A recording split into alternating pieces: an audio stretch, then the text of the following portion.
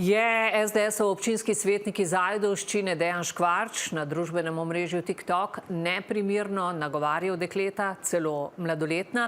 Zadevo je pod drobnogled že vzela policija. Da je šlo pri namigovanjih na srečanje in vprašanjih, ali so samske le za komplimente, se danes brani Škvarč. Gre res le za nepremišljeno pisanje, kot pravi svetnik, ali za spletno nadlegovanje več 10 let mlajših deklet? In kako zadevo komentirajo v njegovi stranki SDS? Kaja Kobetič. Si samska, ker lepa in simpatična si ful? Povej naslov, pridem. Carici, tja grem, ko bom na Štajerskem, prav kmalu. Fajn frendice, znanke imaš, a je samska? Sprašujem za prijatelja.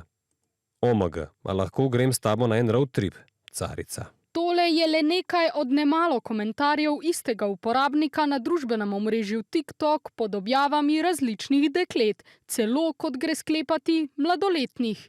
Carica, koliko si stara? 16. Za navidez lažnim profilom z nenazorno profilno sliko in izmišljenim uporabniškim imenom Funlink123 pa naj bi ti komentarji nastajali izpod rok Dejana Škvarča, SDS-ovega občinskega svetnika v Ajdovščini v zgodnjih 40 letih. Profil danes ni več dostopen, da pripada Škvarču, pa naj bi potrjevali ti posnetki zaslona.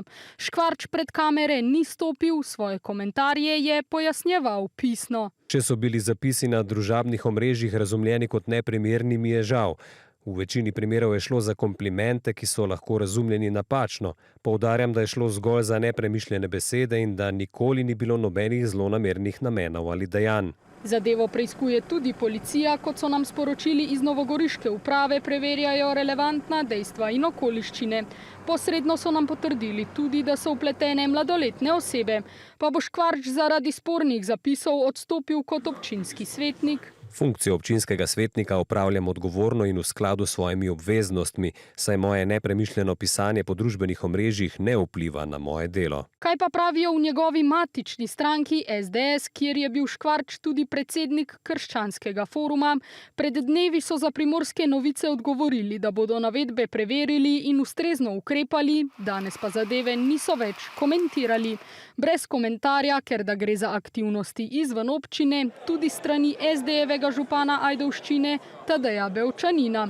Precej bolj kritični pa so v združenju, kjer pomagajo žrtvam spletnega spolnega nasilja. Pogosto pa storilci na spletu, spolnih zlorab na spletu, prav na tak način vstopajo v kontakt, na tak način pridobivajo, vpeljujejo v zlorabo, se pravi, to je lahko čist začetna faza. Razen to, da je ta profil izbrisan, ni nobenega drugega ukrepa. Škvarč je sicer razburil tudi z objavo pred 2 letoma, ko je objavil fotografijo z župnikom, ki je bil iz jezuitskega reda izključen zaradi obtožb o zlorabah redovnic.